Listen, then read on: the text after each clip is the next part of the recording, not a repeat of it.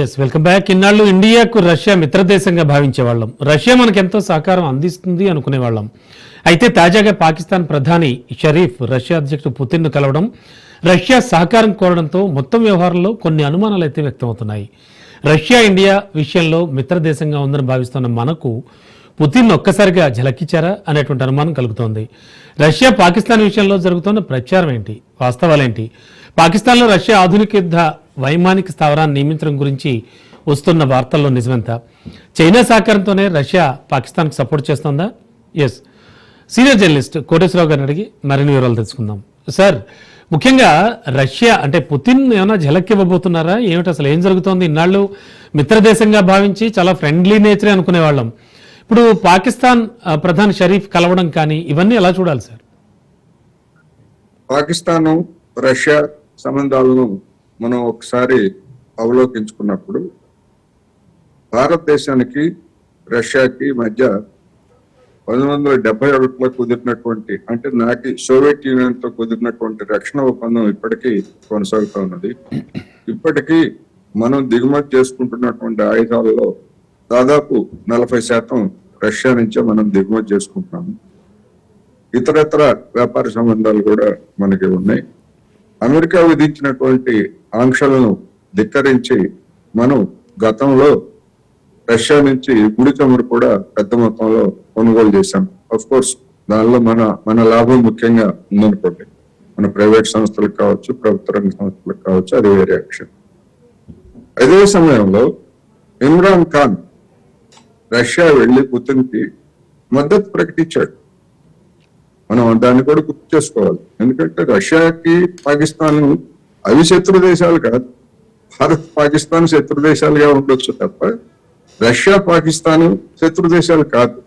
అందువల్ల పాకిస్తాన్ కు ఇమ్రాన్ ఖాన్ వెళ్లి పుతిన్ తోటి సమావేశం అయ్యి అక్కడ ఉక్రెయిన్ లో జరుగుతున్నటువంటి యుద్ధానికి మద్దతుగా ఆయన చేసినటువంటి సూచనలు, ప్రకటనలు ఇవన్నీ చూసిన తర్వాత అప్పుడు అమెరికా ఆగ్రహం వ్యక్తం చేసింది.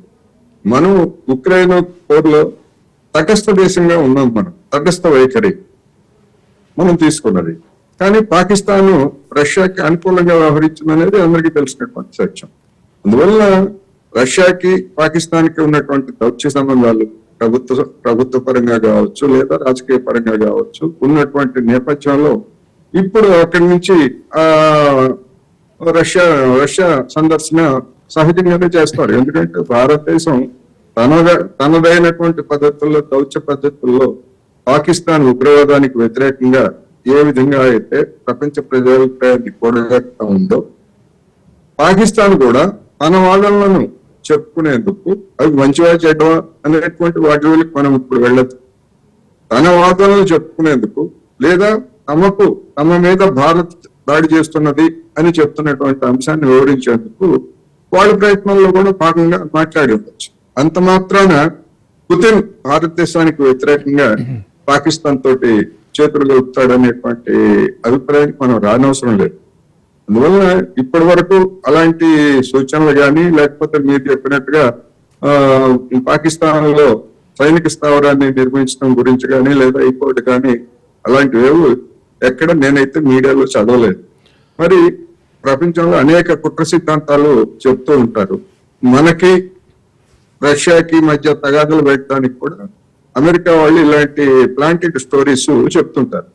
అందుకని సాధారణమైనటువంటి పర్యటనగానే చూడాలి. ఇప్పుడు మన మే 7, 8, 9 తారీఖుల్లో జరిగినటువంటి రెండు దేశాల మధ్య జరిగినటువంటి ఉదంతాల గురించి పాకిస్తాన్ వాళ్ళు చైనా విదేశాంగ మంత్రికి ఫోన్ చేసి చెప్పారు.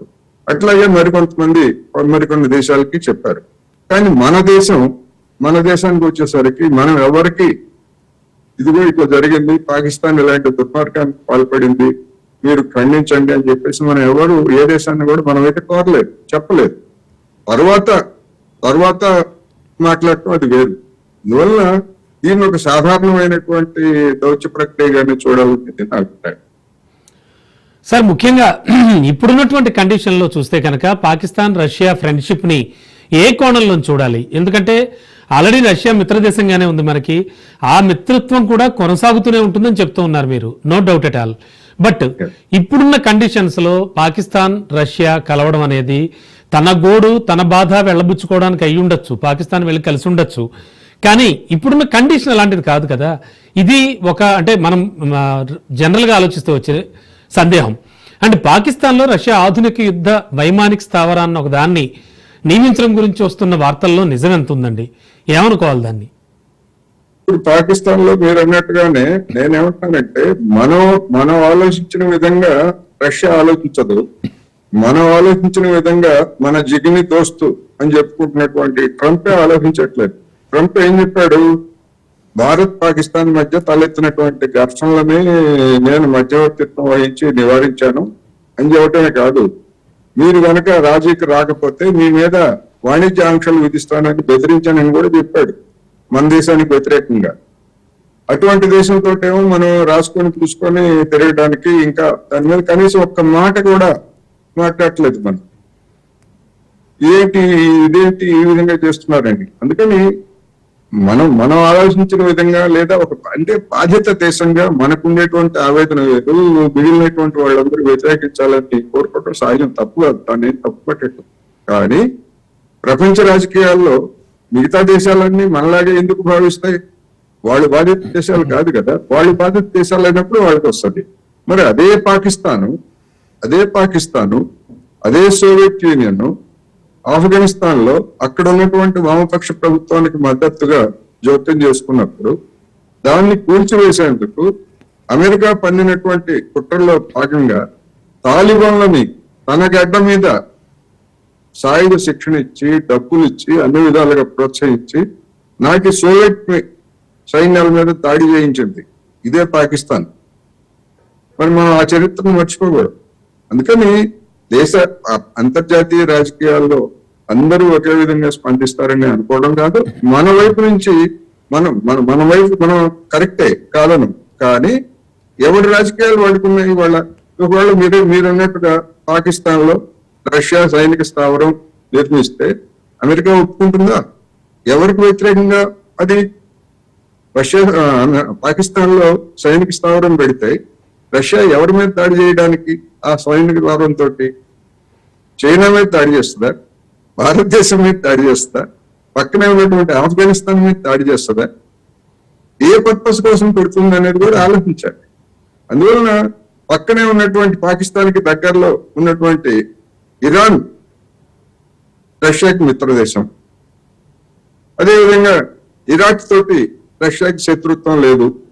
అందుకని ఇవన్నీ చూసినప్పుడు ఏ పర్పస్ తో పెడుతుంది, అది నిజమే కాదా అనేటువంటిది కూడా మనం నిర్ధారించుకున్న తర్వాత ఆ సైనిక స్థావరం గురించి దాని యొక్క పర్పస్ గురించి మాట్లాడుకోవచ్చు అనేది నేను చెప్తాను.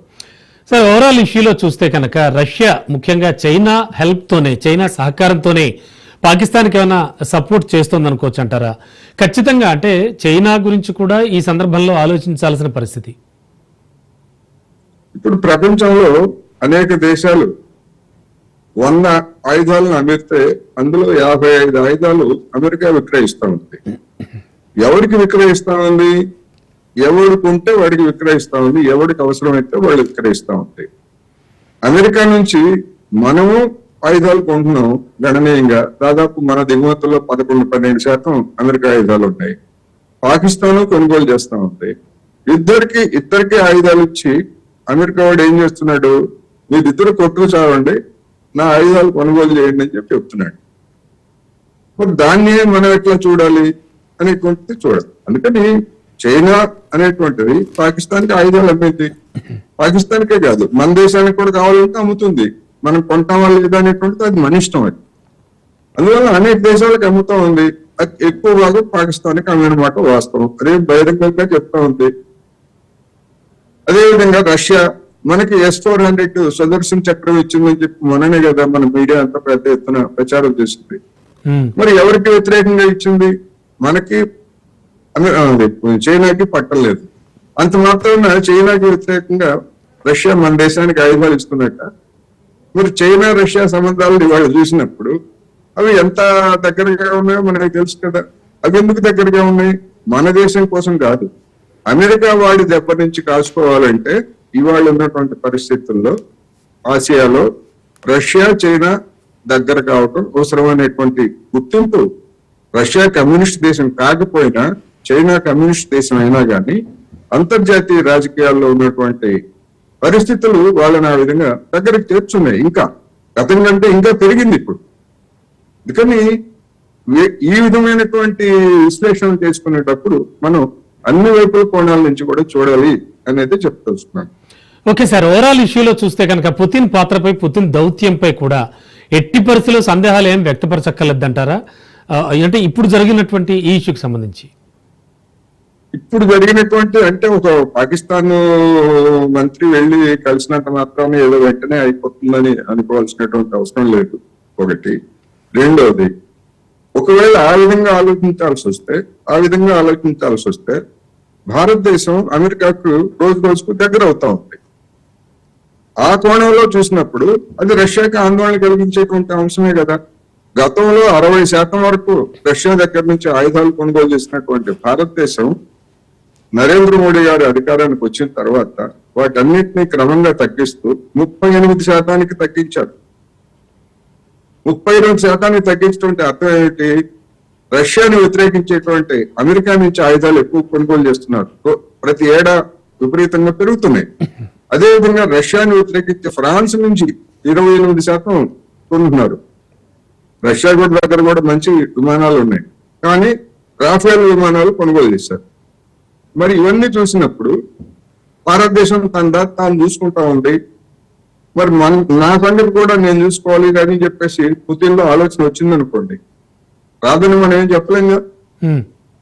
ఎందుకంటే ఎవరి రక్షణ, ఎవరి ప్రయోజనాలు వాడు చూసుకుంటున్నటువంటి తరుణంలో పుతిన్ ఇవాళ ఉన్నట్టే ఉంటాడని, రేపు కూడా ఇట్లాగే ఉంటాడని ఎవరు గ్యారెంటీ ఎవరు? నేను కూడా గ్యారెంటీ అని నేనేం చెప్పలేను. ఎందుకంటే రాజకీయాలు మారిపోతా ఉంటాయి. అవును సార్. దేశం అనుసరించేటువంటి విధానాలు ఇవన్నీ కూడా మారిపోతా ఉంటాయి. మారిపోతున్నప్పుడు ఎవరు ఎట్లా ఉంటారనేది మనం ఎట్లా ప్రిడిక్ట్ చేయగలం? ఇది సమస్య. Yes sir, thank you sir, thank you so much. So చూసాం కదా, ఇది వాళ్ళ విశ్లేషణ. చూస్తూనే ఉండండి రాజ్ న్యూస్.